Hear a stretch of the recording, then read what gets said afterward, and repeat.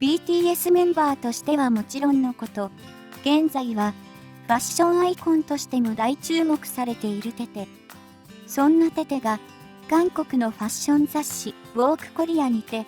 ソロで表紙を飾ることに。紙面には、約30ページにも及ぶグラビアと、インタビュー記事が掲載。ファッション界のトップを誇るウォークから、私たちの時代を代表する、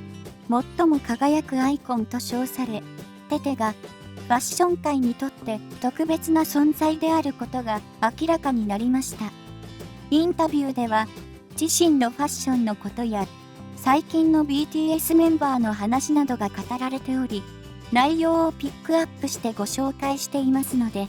ぜひ最後までご覧ください。ウォークコリアで表紙を飾ったテテ。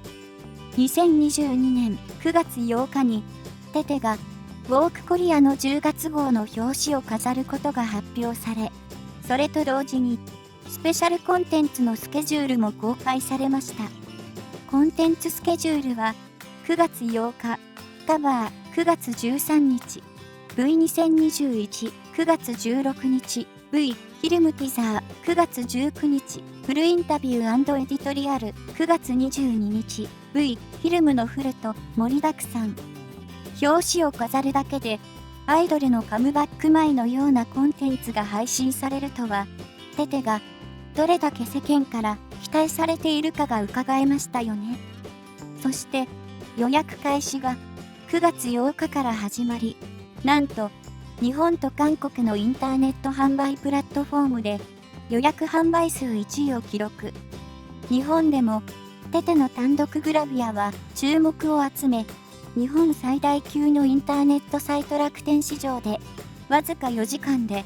総合ベストセラー1位を獲得しました。同日に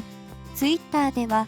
テテ、テヒョン、BTS、V、ウォークコリアがトレンド入りし、どれだけ関心を集めていたのかがわかります。そしてウォークコリアはなんとテテの表紙を全6バージョン用意。表紙によってコンセプトがバラバラで、どのテテの写真も素晴らしく一冊に絞ることがとても難しかったですよね。また、後にウォークコリアの編集長がテテとの撮影について語った記事も公開されました。そこには、テテが撮影前のミーティングから参加するほど、今回の撮影に熱意を持って挑んでいたと、小道具やコンセプト、スタイリングなどにまでアイデアを出し、撮影現場の提案などもしていたことも記されていました。撮影でのテテは、素晴らしい表現力を発揮し、ファッションデザイナーたちにもインスピレーションを与える万能アイコンだったとのこと。今回、ウォークコリアでは、BTS としてのカリスマ性あふれる姿とは違う、キム・テヒョンらしい自然で、穏やかな姿を見ることができました。インタビューで語られたこととは、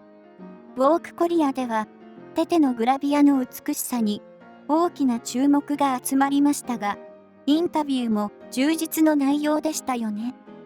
ファッションに関することや今後の音楽活動について、さらにメンバー同士の仲良しエピソードも明かされていました。最近関心のあるファッション関連の文化やスタイルは何ですか？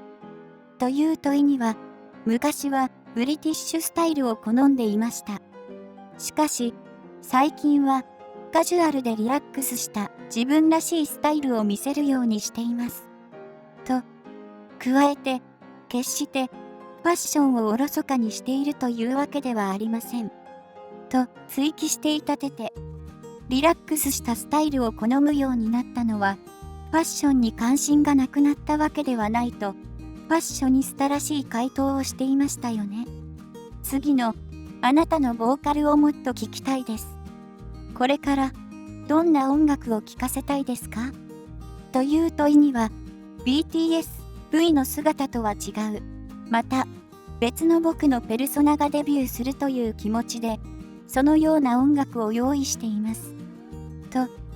また、最近、シュガ兄さんの家でメンバー各自が作ったソロ曲をすべて聴かせる時間を持ちましたが、みんな、いいね、いいね、と大騒ぎでした。と、メンバー同士でソロ曲を聴かせ合ったというファンには、たまらないエピソードまで飛び出していました。続けて、メンバーたちが新しい自分の音楽を準備して、それがとても情熱的で、お互いを愛し合っているのを見るだけで嬉しくなります。と、メンバーへの愛も語っていたテテ。ソロ活動が本格的になったとしても、頼るところはやはりメンバー同士であることが感じ取れましたよね。今後のテテのソロ活は、ファンとして一番気になるのが、テテのソロアルバムはいつリリースされるのかということですよね。しかし、残念ながら2022年11月現在には、テテのソロアルバムについて公式の情報は出ていません。2022年6月14日にデビュー9周年を祝う万端会食でソロ活動を開始することを発表した BTS。ソロ活動のトップバッターに J-HOPE のジャック・イン・ザ・ボックス、次に長男人のザ・アストロノートがリリースされました。また、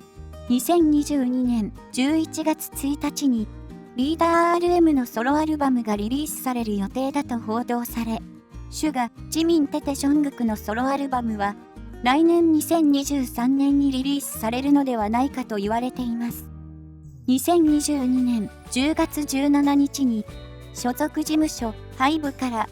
BTS メンバーたちが兵役に向けて手続きに入ることが明かされ、最年長であるジンから順次入隊するとのこと。